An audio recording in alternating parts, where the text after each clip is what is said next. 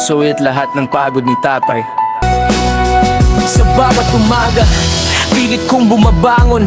Kahit ang katawan ko'y pagod at may baon na mga problema na ayaw lumisan. Ngunit pag kayo'y nakita, nawawala ang hirap. Tatlo kong anak, kayo ang aking lakas. Kahit minsan ang mundo'y tila walang bukas. Kumakapit ako sa munting pangarap na balang araw kayo'y makakatapos.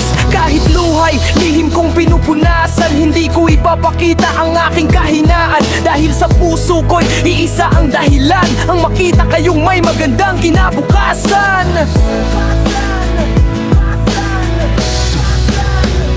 Ako si Ronald Borsillo, magsisikap hanggang kaya.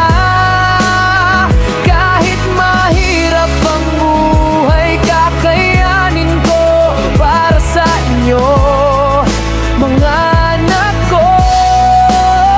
Tatlong pangarap ang aking tangan, tatlong buhay na gusto kong makita sa tagumpay. Kung kailangan kong magsakripisyo araw-araw, gagawin ko ng buong puso.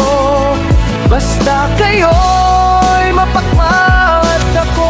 Mga gabing walang tulog ang mata, iniisip kung saan kukuha ng panggastos bukas. Pero sa bawat pagod at bawat problema, ngiti ninyo ang gamot sa aking pagdurusa. Hindi man ako mayaman sa salapi, mayaman naman ako dahil kayo'y nasa tabi.